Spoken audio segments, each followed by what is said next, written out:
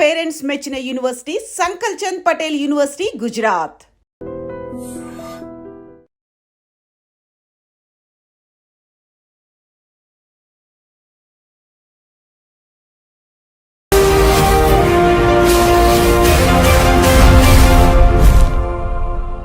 నమస్తే, welcome to I dream social spotlight with కవిత.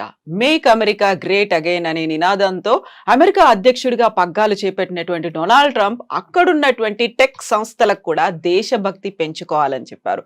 అమెరికాలో సబ్సిడీలు తీసుకుంటూనే విదేశాల్లో కంపెనీలు పెడుతున్నారు, ఇండియన్స్ ని హైర్ చేసుకుంటున్నారు. అది కాదు కావాల్సింది, ఫస్ట్ అమెరికన్లకి ప్రాధాన్యత ఇవ్వాలి అని చెప్పారు. యాక్చువల్ గా మన భారతదేశానికి చెందినటువంటి ఉద్యోగుల మీద ఎఫెక్ట్ పడుతుందా, మన వాళ్ళు ఎలా ఆలోచించాలి, తిరిగి భారత్ కి రావాల్సినటువంటి పరిస్థితులు వచ్చాయా? మనతో పాటుగా ఉన్నారు centre for human security studies founder doctor Ramesh Kanneganti గారు. రమేష్ గారు నమస్తే కవిత మేడం గారు. సో అమెరికా ఫస్ట్, లాయల్ గా ఉండండి అనేటువంటి మాటల్ని నిన్న ఏఐ సమ్మిట్ లో డొనాల్డ్ ట్రంప్ అక్కడ ఉన్నటువంటి కంపెనీలకు చెప్పారు. సో దాని సారాంశం ఏంటి? భారతీయులకు ఉద్యోగాలు అస్సలే ఇవ్వద్దు అనా, లేకపోతే మన వాళ్ళకి ప్రయారిటీ ఎక్కువ ఇవ్వమనా? Kavitha garu, firstly I would like to thank you for bringing out a wonderful and very timely topic. చాలా కాంటెంపరీ, లేటెస్ట్. అంటే మీరు గత 12 గంటల్లో జరిగిన దాని గురించి మాట్లాడమని అడుగుతున్నారు. సో మన ఐ డ్రీమ్ ప్రేక్షకులకి it's definitely going to benefit. నేను డాక్టరేట్ ఇన్ అమెరికన్ స్టడీస్ చేశాను, పిహెచ్డి ఇన్ అమెరికన్ స్టడీస్. ఆ మాట ఎందుకు చెబుతున్నానంటే, American government politics, foreign affairs నిశ్చితంగా పరిశీలిస్తా అక్కడ డొనాల్డ్ ట్రంప్ తీసుకున్న నిర్ణయాలు భారతదేశం మీద కానీ, ప్రపంచ రాజకీయాలు, ప్రపంచ వర్తక వాణిజ్య వ్యాపారాల మీద ఏ విధంగా ప్రభావితం చూపిస్తవి అనే దాని మీద మాట్లాడేందుకు నాకు ఒక డాక్టరేట్ ఇన్ అమెరికన్ స్టడీస్ ఉంది. కాబట్టి మా అబ్జర్వేషన్స్ చాలా వరకు సైంటిఫిక్ గాను టు ద రియాలిటీ ఉంటాయి.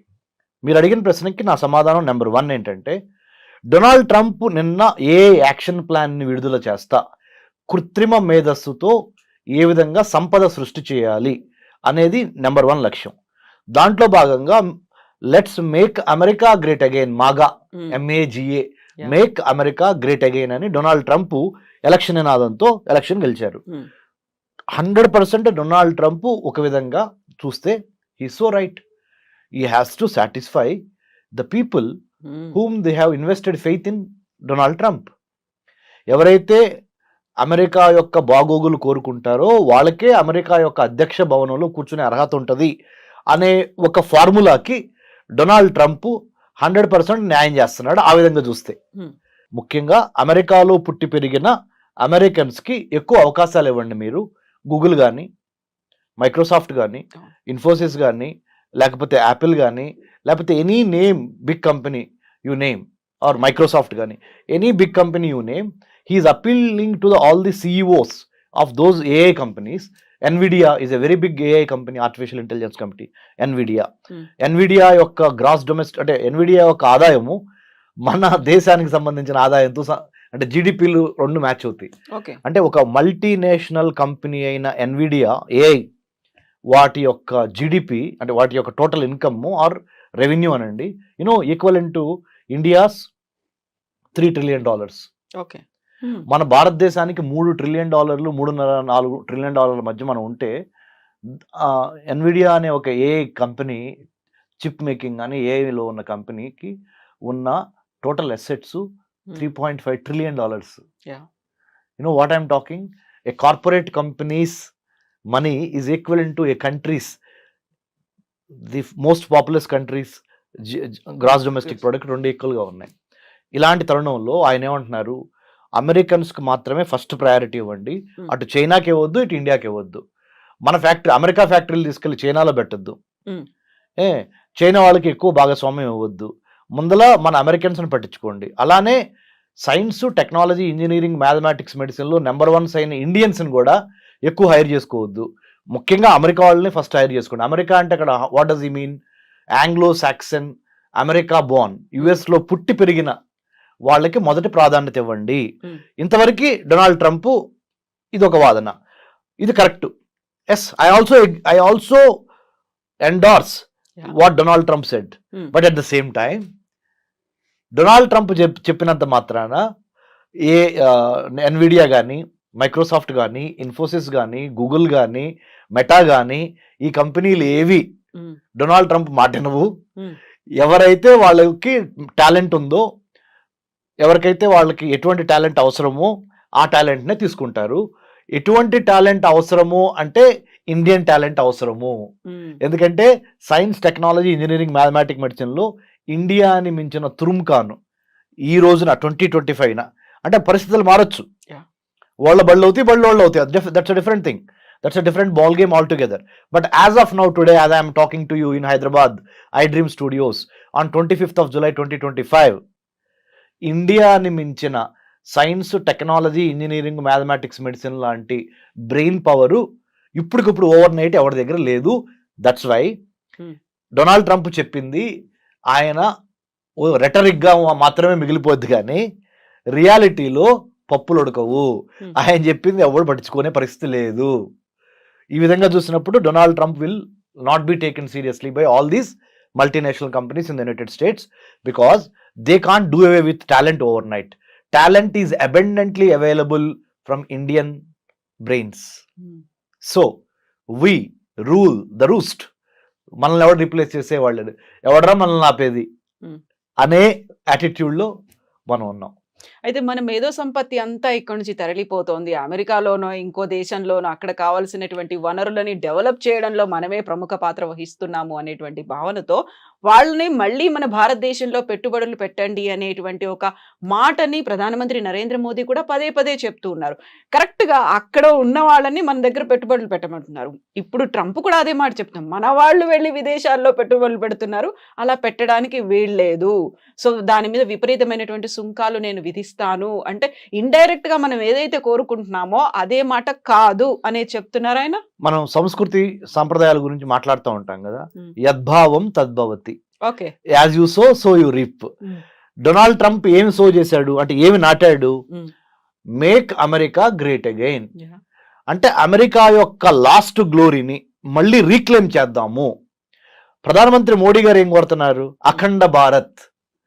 అంటే భారతదేశం కోల్పోయిన ఆ గ్లోరీ ఉందే, ఒకప్పుడు మణులు, మాణిక్యాలు, రత్నాలు రోడ్డు మీద పోసి వీధుల్లో పోసి అమ్మేవాళ్ళు. శ్రీకృష్ణదేవరాయల టైం కానీ, అక్బర్ టైం కానీ అంటాం కదా మనం. చాలా మన కథల్లో, మన చరిత్రలో, మన హిస్టరీలో చాలా రత్నాలసీమ, రాయలసీమ, రత్నాలసీమ ఇవన్నీ ఉండేవి కదా. మళ్ళీ ఆ గ్లోరీని గెయిన్ చేయమని ఎవరు అడుగుతున్నారు? ఆ గ్లోరీని మళ్ళీ రీక్లెయిమ్ చేయమని ప్రధానమంత్రి నరేంద్ర మోడీ గారు అడుగుతున్నారు. తప్పేమన్నా ఉందా? భారతదేశం నుంచి చూసినప్పుడు ప్రధానమంత్రి నరేంద్ర మోడీ గారు చెప్పిన మాట తప్పు లేదు. కానీ భారతీయులు కాకుండా బయట దేశస్తులు చూసినప్పుడు మోడీ గారి మీద అప్పుడు వాళ్ళు ఏమనుకుంటారు? ఓ, ఈయన మొత్తం అవకాశాలు ఓన్లీ భారతీయులకే ఇవ్వమంటున్నాడు, మేక్ ఇన్ ఇండియా అంటున్నాడు. Make in India, made for India, digital India, stand up India, ఈ మోడీ గారు చేసే పథకాలన్నీ ఇండియన్స్ కోసమేనంట. మనం వెల్కమ్ కాదు, ఇది ఫారెన్ టాలెంట్, మనం ఎందుకులో వెళ్తాము, ఆయన మనకి మ్యాచ్ అవ్వదు అని భావన వస్తుంది. అట్లానే డొనాల్డ్ ట్రంప్ కూడా when he speaks for the country, because he one the election by American voters. America యొక్క ఓటు హక్కును ఉపయోగించుకొని, అమెరికాలో పుట్టి అమెరికాలో పెరిగి ఓటు హక్కు ఉపయోగించుకొని అమెరికా అధ్యక్షుడైన ఆయన ఆబ్వియస్లీ ఫస్ట్ ప్రిఫరెన్స్ అమెరికాకే ఇస్తాడు. సో దాంట్లో మనం ఆశ్చర్యపోవాల్సిన అవసరం కానీ, దాన్ని ఒక వివాదాస్పదంగా చూడాల్సిన అవసరం కానీ లేదు. రియాలిటీని రియాలిటీ లాగా యాక్సెప్ట్ చేసి ఎక్కడ కలుస్తాము, ఎక్కడ విడిపోతాము, మళ్ళీ ఎక్కడ కలుస్తాము అని. There are no permanent friends, there are no permanent enemies in international relations. Only interest of that particular nation at that particular moment is permanent. అంతర్జాతీయ సంబంధాల్లో శాశ్వత శత్రువులు, శాశ్వత మిత్రులు లేరు. ఆ దేశ ప్రయోజనాలే శాశ్వతంగా ఆ దేశాధ్యక్షుడు పనిచేస్తాడు దానికోసం. ఇప్పుడు దేశభక్తి పెంచుకోవాలి, లాయల్ గా ఉండాలి, జాతీయవాదాన్ని పెంచుకోండి అనేది వాళ్ళ స్వార్థంగా చూడాలా, లేకుంటే నిజంగానే అమెరికా ఏదైతే ఆ గ్లోరీని పోగొట్టుకుందో దానికోసం మళ్ళీ మనం చేయాలి? ఇప్పుడు నా టెన్యూర్ లో ఇలా జరగనివ్వను అనే ఒక మాట చాలా గట్టిగా చెప్తున్నారు ఆయన. నేను ఒప్పుకోను అనేది అన్నారు కదా ఆయన. అవును, ఆయన చెప్పిన దాంట్లో ఒక అమెరికా పౌరుడిగా ఆయన్ని బాగా అప్రిషియేట్ చేస్తారు. మరి మనం భారతదేశంలో కూర్చొని ఆయన నిర్ణయాలను విశ్లేషిస్తున్నాం. మనకు తప్పుగా అనిపిస్తాయి కొన్ని రైట్ అనిపిస్తాయి. రైట్, సో సేమ్ లాజిక్ ప్రధానమంత్రి మోడీ గారికి కూడా. కాబట్టి మనం అసలు దీని గురించి చాలా సీరియస్గా ఆయన చెప్పాడు. నిన్న ఏ యాక్షన్ ప్లాన్ రిలీజ్ చేస్తా, ఏ కంపెనీ ఓనర్లకి అమెరికాలో ఉన్న వాళ్ళకి ఆయన ఒక పిలిపించాడు. ఏమని, బాబు ఫస్ట్ ప్రిఫరెన్స్ అమెరికాలో పుట్టి పెరిగిన మన వైట్ అమెరికన్స్కి ఇవ్వండి. వైట్ అనే మాట కూడా వాడలేదులే, అమెరికన్స్కి ఇవ్వండి అని అన్నాడు. తర్వాతే ఈ చైనా కానీ ఈ ఇండియా కానీ. ఎందుకంటే ఇండియా వాళ్ళ దగ్గర బాగా బ్రెయిన్ పవర్ ఉంది, చైనా వాడి దగ్గర బాగా మ్యానుఫ్యాక్చరింగ్ పవర్ ఉంది. అక్కడ ఉత్పత్తులు చేస్తున్నారు. వీళ్ళేమో వీళ్ళ తెలివితేటలతో సైన్స్లో number 1 Indians, technology, trade, talent, engineering, mathematics, medicine, ఏదైనా ఇండియా నెంబర్ 1. వాళ్ళకి కొద్దిగా తగ్గించండి, మన వాళ్ళకి ఎక్కువ ఇవ్వండి ఉద్యోగాల్లో అవకాశాలు, ఏ ఉద్యోగాల్లో ముఖ్యంగా అని అన్నాడు ఆయన. సో నేను దాన్ని తప్పట్లా ఒక విశ్లేషకుడిగా. చాలా రియలిస్టిక్గానే మాట్లాడాడు ఆయన. ఆయన దేశం యొక్క పౌరులకి మొదటి స్థానం ఇవ్వమన్నాడు.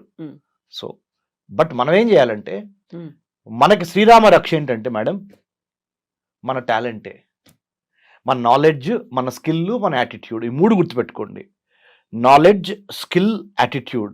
If you have all 3 in alignment, మన జ్ఞానము, మన నైపుణ్యత, మన దృక్పథము, ఈ 3 కరెక్ట్గా మనము మ్యాచ్ చేయగలిగితే, 3టిని ఒక కోణంలోకి తీసుకురాగలిగితే ఎవడరా మనల్ని ఆపేది?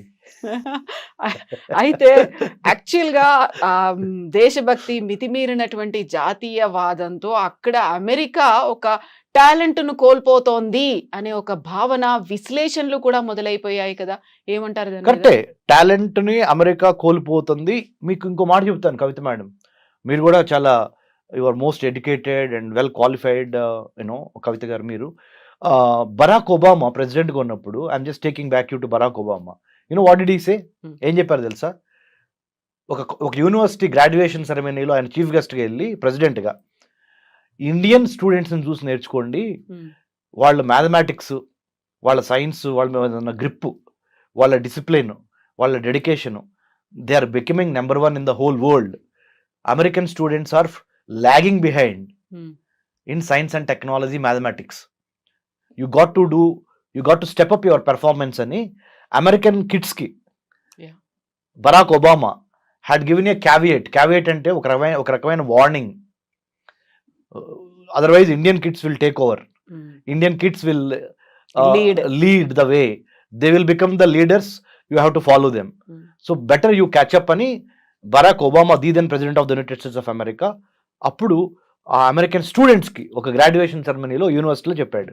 So what I'm trying to tell is, మన ఇంటెంట్ అంటే మన ఉద్దేశం, మన కంటెంట్ అంటే మన దగ్గర ఉన్న సబ్జెక్టు, మన క్యారెక్టరు, మన వ్యక్తిత్వం, మన ఇంటెంట్, కంటెంట్ అండ్ క్యారెక్టర్, ఈ 3 మన నాలెడ్జ్, మన స్కిల్, మన యాటిట్యూడ్, ఈ 6 పాయింట్స్ నెంబర్ 1గా భారతదేశాన్ని రానున్న రోజుల్లో కూడా దిగ్విజయంగా నిలబెట్టగలిగిన సత్తా ఈ 6 పాయింట్స్కి మాత్రమే ఉంది. Better we follow these 6 points or 6 themes. We should have the knowledge, skill and good attitude. We should have the right kind of intent అంటే ఉద్దేశం, రైట్ కైండ్ ఆఫ్ కంటెంట్ అంటే subject, right kind of character అంటే వ్యక్తిత్వం. ఈ alignment జరిగినప్పుడు ప్రపంచంలో, విశ్వంలో ఉన్న పంచభూతాలు మొత్తం మనకు సహకరించి భారత్ని నెంబర్ 1గా తీసుకెళ్తావి.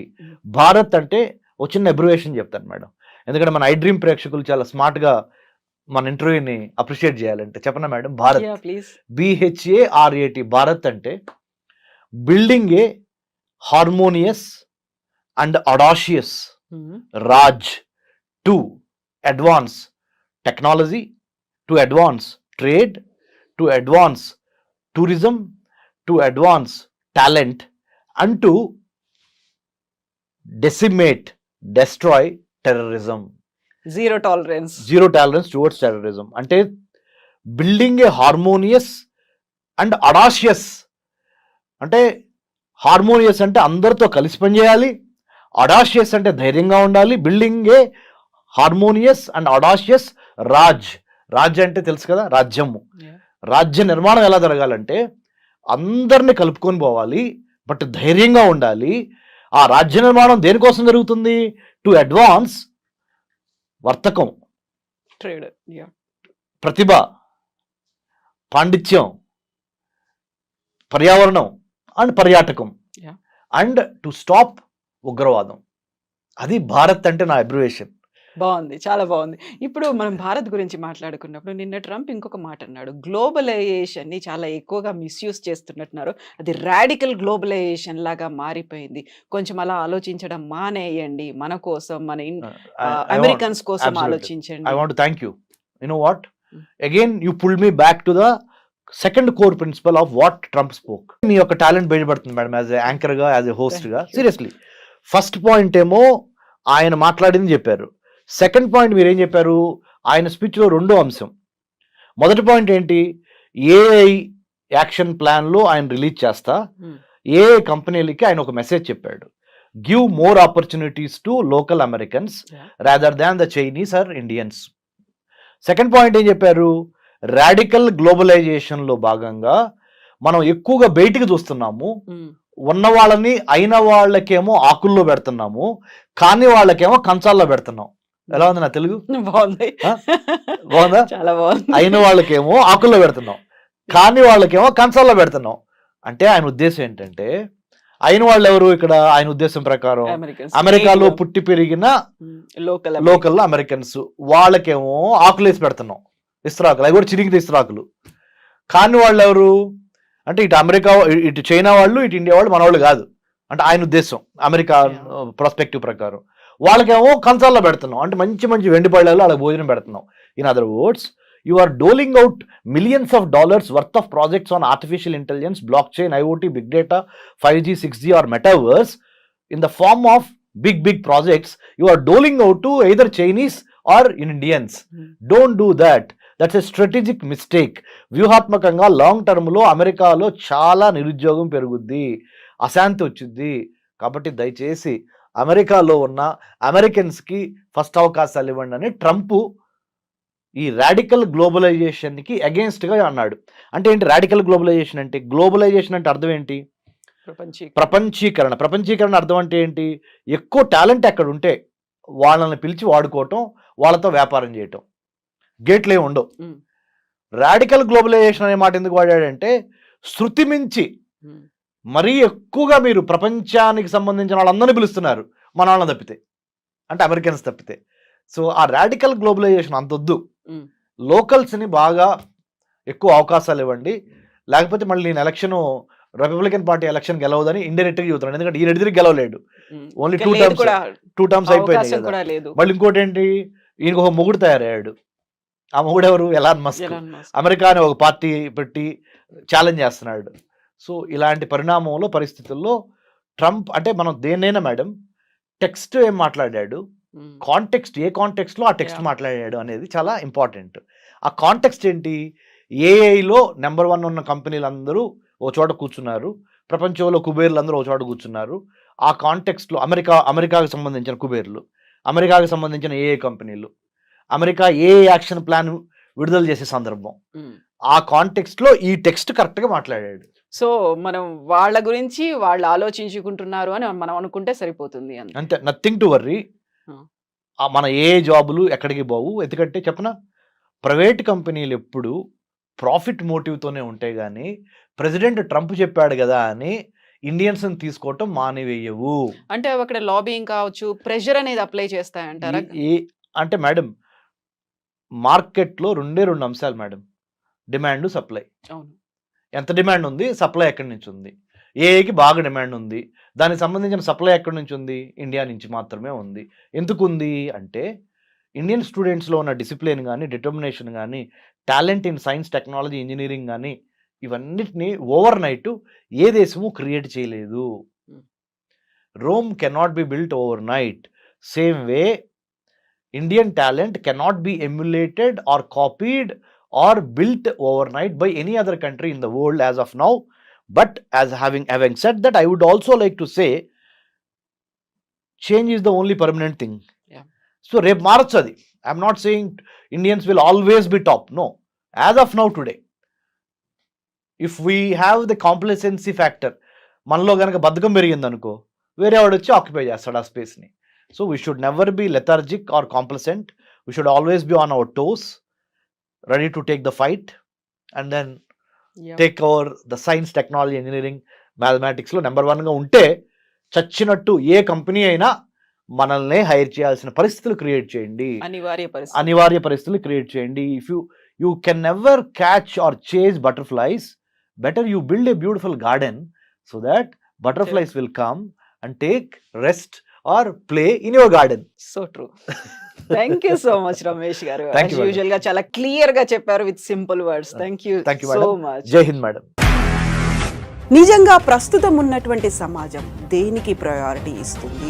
ఆర్థిక సంబంధాల చుట్టూ మాత్రమే తిరుగుతోంది. మళ్ళీ ఎన్నికలంగానే చాలా విరక్తి కలుగుతాం. మంచి అనిపిస్తుంది కదా, లేడీస్ కూడా ఛాలెంజింగ్ జాబ్స్ చేసినప్పుడు చాలా బాగుంటది. ఫుడ్ డెలివరీ ఇవ్వటానికి వెళ్ళినటువంటి డెలివరీ బాయ్ అనిల్ పై కళ్ళ ముందు